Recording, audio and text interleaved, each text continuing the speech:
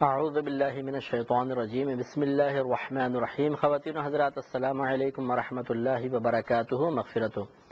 Programme احکام شریعت اور روزوں سے متعلقہ مسائل کے ساتھ آپ کی خدمت میں ایک دفعہ پھر حاضر ہیں۔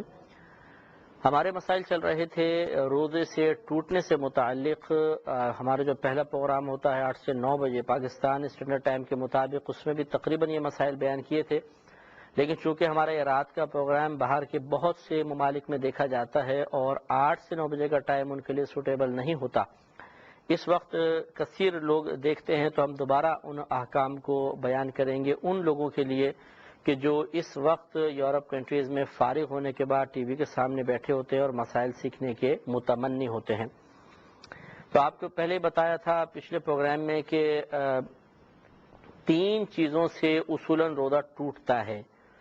ایک، جسم کے سوراخوں کے ذریعے کسی چیز کا داخل بدن ہونا، دوسرا وومیٹنگ یعنی قے کے ذریعے، الٹی کے ذریعے روزے کا ٹوٹنا، اور تیسرا کسی بھی ایسے ذریعے سے، ایسی چیز سے کہ جس سے غسل واجب ہو جاتا ہو، یعنی جان بوجھ کر کوئی ایسا کام کرنا جس سے غسل واجب ہو جائے تو اس سے بھی روزہ ٹوٹ جایا کرتا ہے۔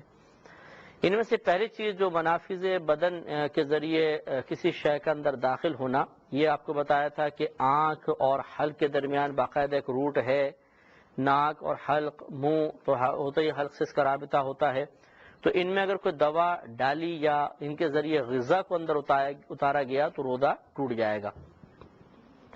اس لیے آنکھ میں اگر دوا ڈالیں گے روزہ ٹوٹ جائے گا، ناک میں دوائی وغیرہ ڈالی ٹوٹ جائے گا۔ اس طرح کچھ کھانا پینا کیا جان بوجھ کر یا خطأ جیسے ہم نے بتایا، بھول معاف ہے، لیکن اگر روزہ یاد ہے اور پھر کوئی ہم نے عمل کیا، چاہے روزہ یاد ہونے کے بعد غلطی سے کیا ہو یا جان بوجھ کر کیا ہو، ہر صورت میں روزہ ٹوٹتا ہے۔ تو اس طرح منہ سے کوئی دوائی اتاری، انہیلر وغیرہ جیسے دمے میں یوز کرتے ہیں تو یہ شرعاً جائز نہیں ہوگا، اس سے روزہ ٹوٹ جائے گا۔ اس میں آپ کو پہلے ہمارا یہ چیز چل رہی تھی اور اس میں کئی ہم نے چیزیں بتائیں کہ مثلا بعض چیزیں ایسی ہوتی ہیں کہ جن سے بچنا ممکن نہیں ہوتا، تو وہ اگر بغیر انسان کے ارادے کے اندر اتر جاتی ہیں تو اس سے روزہ نہیں ٹوٹے گا۔ مثال کے طور پر آپ نے سحری بند کی اور کوئی چیز داڑھ میں یا دانتوں میں پھنسی رہ گئی، جیسے بوٹی ہے یا روٹی کا ٹکڑا ہے، اور وہ حلق میں تھوک کے ساتھ مل کر اتر گیا غیر محسوس طریقے سے، تو روزہ نہیں جائے گا۔ یوں اگر آپ باہر نکلتے ہیں تو ہمارے یہاں تو پاکستان کا معاملہ غیر ہندوستان وغیرہ کے بھی چھوٹے ممالک جو ہیں بظاہر جن میں اتنی احتیاط پسندی نہیں ہوتی ہے، ان میں دھواں بہت کثیر ہوتا ہے، بسیں دھواں اڑاتی ہیں، تو ان کا دھواں غیر ارادی طور پر اندر چلا گیا تو اس سے روزہ نہیں ٹوٹے گا۔ ہاں ارادہ اگر ہوگا تو ٹوٹے گا۔ مثال کے طور پہ سگریٹ پیتے ہیں، یہ ارادتاً دھواں اندر لے جانا ہے، اس سے ٹوٹ جائے گا۔ یا کسی نے اگربتی سلگائی اور اس کے قریب ناک کر کے لمبا سانس کھینچا اور اس کے دھوئیں کو اندر لے کر گئے تو یہ بھی قصداً اور ارادتاً دھواں اندر لے جانا ہے، اس سے ٹوٹ جائے گا۔ لیکن ویسے اگر آپ نے اگربتی کسی دوسرے مقام پہ سلگا دی ہے اور اس کا دھواں فضا میں پھیل چکا ہے اور آپ ارادتاً دھوئیں کو اندر لے جانے کا ارادہ یعنی قصد نہیں کرتے ہیں، ویسے ہی مطلب آپ بیٹھے ہیں جیسے مسجد میں یا گھر میں اور دھواں ناک میں چلا گیا تو اس سے روزہ فاسد نہیں ہوگا۔ دوسری چیز تھی قے، الٹی، وومیٹنگ وغیرہ، اس سے روزہ ٹوٹنے کے لیے 3 شرائط ہوتی ہیں۔ یہ 3 شرائط جمع ہوں گی، تینوں شرائط پائی جائیں گی تو روزہ ٹوٹے گا ورنہ نہیں۔ جن میں سے پہلی شرط تو یہ ہے کہ انسان کو روزہ یاد ہو، دوسرا جان بوجھ کر کوئی ایسا عمل کیا ہو کہ جس سے وومیٹنگ ہو، اور تیسری شرط یہ ہوتی ہے کہ وہ قے یا الٹی اتنی کثیر آئے کہ جس کو روکنا بے حد مشکل ہو، یعنی منہ بند نہ ہو، اتنی کثیر الٹی آئے کہ اس کو آسانی سے روکنا ممکن نہ ہو۔ تو یہ 3 شرطیں جب جمع ہوتی ہیں تو قے سے روزہ ٹوٹے گا۔ نمبر 1 روزہ یاد ہو، نمبر 2 میٹنگ کے لیے جان بوجھ کر کوئی عمل کیا ہو، اور نمبر 3 اتنی کثیر ہو کہ منہ آسانی سے بند نہ ہو سکے۔ لہذا ان 3 میں سے ایک بھی چیز نہیں پائی گئی تو روزہ نہیں ٹوٹے گا۔ مثلا جان بوجھ کر قے کی اور ہے بھی منہ بھر لیکن روزہ یاد نہیں تھا، نہیں ٹوٹے گا۔ روزہ یاد تھا لیکن جان بوجھ کر قے نہیں کی بلکہ ویسی طبیعت بگڑی اور ومیٹنگ ہو گئی، یا جیسے پریگنینسی میں بہنوں کو الٹی وغیرہ ہو جاتی ہیں، تو یہ چونکہ خود بخود ہوئی ہیں، ارادے سے قصدن نہیں ہوئی تو نہیں جائے گا۔ اور اسی طرح اگر تھوڑی بہت ہوئی، زیادہ نہ ہوئی، منہ بھر نہیں ہوئی، اس کو جو زیادہ کثیر آتی ہے اس کو منہ بھر قے کہتے ہیں، تو کثیر اگر نہیں آئی تو اس سے بھی روزہ نہیں جائے گا۔ ایک کالر ہمارے ساتھ ہیں، پہلے کال لیں گے پھر مسائل کنٹینیو رکھیں گے۔ السلام علیکم۔ وعلیکم السلام حضرت، مجھے زکوٰۃ کے متعلق سوال کرنا تھا جی کہ ارشاد۔ زکوٰۃ آپ سے سنا تھا کہ جو نا کسی کو تحفتاً کہہ کر دے سکتے ہیں، جی تو اگر کوئی یہ مالی امداد ہم سے مانگے اور یہ قید لگائے کہ زکوٰۃ جو ہے وہ مطلب مجھے زکوٰۃ کے پیسے نہ دیجیے گا، جی تو پھر ہم کیا ان کو جو نا ایز اے تحفہ کر کے دے سکتے ہو؟ اس کے علاوہ کوئی حل بھی نہ ہو، میں زکوٰۃ کے پیسے جی دے جی کے نہ ہو، تو اس کے بارے میں دعا میں یاد رکھیے۔ ٹھیک ہے السلام علیکم۔ وعلیکم السلام۔ ایک اور کال لیتے ہیں پھر آپ کا جواب دیں گے۔ السلام علیکم۔ السلام علیکم۔ وعلیکم السلام۔ مختار، میں جرمنی سے بات کر رہی ہوں۔ جی ارشاد فرمائیے۔ میرا آپ سے سوال ہے کہ جس طرح کہتے ہیں کہ مغرب کے ٹائم پہ یا پھر 12 بجے دوپہر کے ٹائم پہ بچوں کو قرآن پاک نہیں پڑھانا چاہیے، اچھا، تو اس کے بارے میں مجھے پوچھنا ہے۔ اور دوسرے میں نے پوچھنا ہے کہ خاص ایام میں بچوں کو کیا قرآن پاک پڑھا سکتے ہیں؟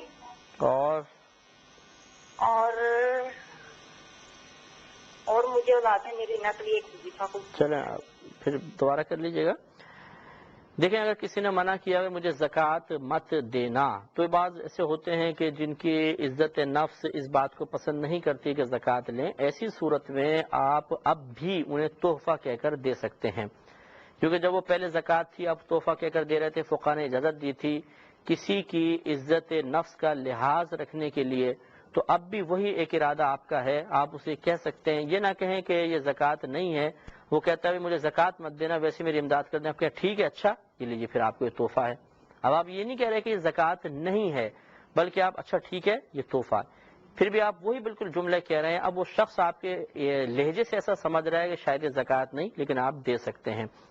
اور اگر چاہیں تو آپ یوں بھی کر سکتے ہیں کہ پہلے کسی شرعی فقیر کو دے دیں، ہیلہ شرعی جس کو کہتے ہیں، وہ آپ کو دے دے، واپس تحفتاً دے دے، اب آپ اسے تحفہ کہہ کے دے دیں، لیکن لمبا پروسیس ہے تو آپ اسی طرح تحفہ کہہ کر دے دیجیے، انشاءاللہ زکوٰۃ ادا ہو جائے گی۔ یہ ایک بہن نے کہا کہ بعض لوگ یہ کہتے ہیں کہ دوپہر میں یعنی زوال کے وقت اور مغرب کے وقت میں بچوں کو قرآن مت پڑھائیں، تو قرآن پڑھانے کی کوئی ممانعت نہیں ہے، یہ صرف زوال کے وقت میں اور غروب آفتاب کے وقت سجدہ کرنے کی حقیقتاً ممانعت ہے، کیونکہ ان اوقات میں کفار جو تھے وہ سورج کی پرستش کرتے تھے، پوجا کرتے تھے، تو طلوع آفتاب کے وقت بھی، زوال کے وقت بھی اور غروب آفتاب کے وقت بھی، تو نبی کریم نے سجدہ کرنے سے منع فرمایا تاکہ ان کفار کے ساتھ عبادات میں مشابہت نہ ہو جائے، اور قرآن پڑھنا کوئی ان سے کسی عبادت کی مشابہت نہیں ہے، لہذا پڑھا سکتے ہیں۔ اور اس طرح آپ نے فرمایا خاص ایام میں قرآن پاک پڑھانے کی شرعی حیثیت کیا ہے، تو ایک تو بچوں کو قاعدہ پڑھانا ہوتا ہے، اسے بھی قرآن پڑھنا کہہ دیتے ہیں، اس میں ایک ایک لفظ علیحدہ علیحدہ لکھے ہوتے ہیں، چاہے وہ قرآن الفاظ کیوں نہ ہوں لیکن وہ قرآن نہیں کہلائے گا، لہٰذا وہ تو ایام مخصوص میں بالکل پڑھا سکتے ہیں۔ اور اگر باقاعدہ سپارے ہیں بچوں کے شروع ہو چکے ہیں وہ آپ پڑھا رہی ہیں، تو ایام مخصوصہ میں قرآن کی پوری ایک آیت، کسی بھی سورت کی ایک آیت پوری اگر آپ پڑھیں گی تو وہ قرآن پڑھنا کہلائے گا اور گناہ گار ہوں گی، لہذا یا تو آپ یوں کریں کہ اپنا متبادل کو رکھیں، ان ایام میں وہ پڑھا دے، اگر ایسا ممکن نہیں آپ ہی نے پڑھانا ہے تو پھر پوری آیت ایک ساتھ نہ پڑھیں بلکہ ٹکڑے ٹکڑے کر کے پڑھائیں، رک رک کر، مثلا الحمد للہ رب العالمین، تو اب یہ علیحدہ علیحدہ ایک ایک لفظ کہلائے گا، پوری ایک آیت نہیں کہلائے گی، اس طرح توڑ توڑ کر یا ہجے کرا کے آپ پڑھائیں گے تو انشاءاللہ بڑی ذمہ رہیں گے۔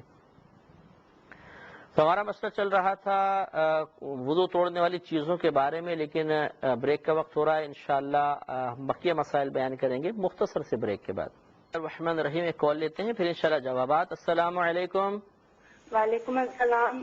جی مفتی انکل، مجھے نا 3 سوال کرنے تھے۔ جی جی کیجئے۔ پہلا سوال یہ ہے کہ اگر کسی کے جو یہ اکاؤنٹ ہوتا ہے نا، جو فکس ڈپازٹ میں بینک میں پیسے رکھواتے ہیں، تو اس میں کسی کی خاتون کے اگر 5-6 سال سے پیسے رکھے ہوئے ہوں تو اس پہ زکوٰۃ، اس کو پہلے نہیں پتا تھا کہ اس کو زکوٰۃ دینی ہے، अभी आपके प्रोग्राम्स देख कर ना अभी पता चल गया है, जी जी तो उसको कैसे अदा करनी होगी? ठीक है, अर्ज करता हूँ। और दूसरा सवाल ये है कि अगर किसी दो बच्चे हैं, उनके अंकल ने उनके नाम पे ना फिक्स डिपॉजिट में पैसे जमा करवाए हैं, अभी उनको यानी 10 साल गुजर गए। अच्छा, तो अब वो क्या अभी वो यानी उसमें उस एज को नहीं पहुंचे कि वो बैंक से निकलवाएं, जी जी। तो इस सूरत में क्या होगा? क्या होगा मतलब ज़कात उस पे होगी कि नहीं हो?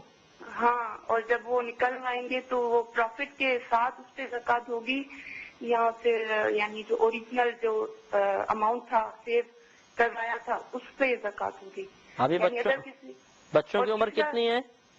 यानी बच्चों के ऊपर 2 लाख पहले। नहीं, बच्चों की उम्र कितनी है?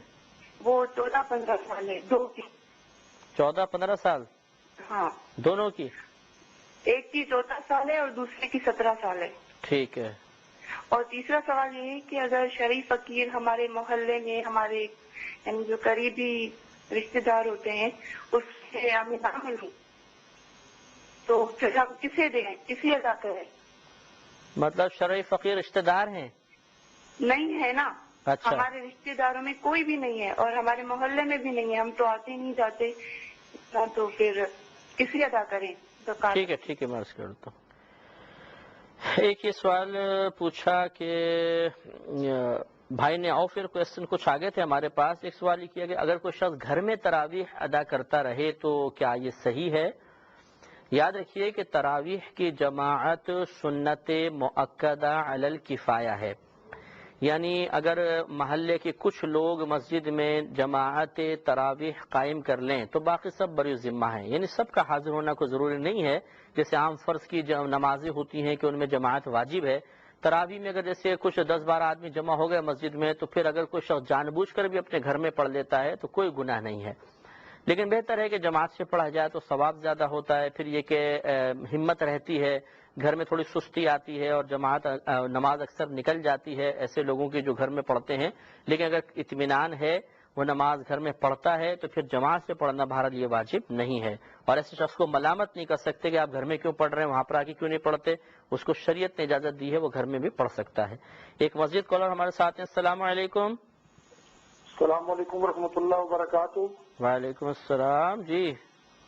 हुजूर, मैं सऊदी अरब से बोल रहा हूँ। अच्छा, मसला ये पूछना है कि यहाँ पे तरावीह क्या है, वो 8 रकातें पढ़ाई जाती हैं। अच्छा, तो उसके बाद वो वितर पढ़ाते हैं। ठीक है। तो अब मैं अपनी 20 पूरी करना चाहूँ कि जमात के साथ 8 पढ़ने के बाद अब वितर भी मैं छोड़ना नहीं चाहता कि वो वितर में वो लंबी अच्छी दुआ करते हैं, वो मुझे पसंद है बहुत। जी जी, तो क्या करूँ मैं, उनके जमात के साथ वितर पढ़ के आके बाकी अपनी 12 पूरी कर सकता हूँ, या कि नहीं मुझे वितर जमात के साथ छोड़ देने चाहिए और 12 बाकी पूरी करके फिर वितर पढ़ने चाहिए?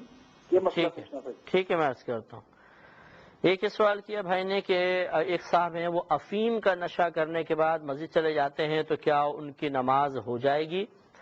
तो देखें, पहले नशे की तारीफ ज़हन में रखिए कि नशे का मतलब ये होता है कि आदमी की अक्ल का इतना माऊफ हो जाना, ऐसा अक्ल का ज़ाइल हो जाना कि सामने अगर औरत खड़ी हो तो यह ना पहचानो कि माँ है, बहन है, बीवी है, बेटी है, कौन है, और मैं क्या बोल रहा हूँ कुछ समझ में ना आए, कदम उसके लड़खड़ाएं और उसके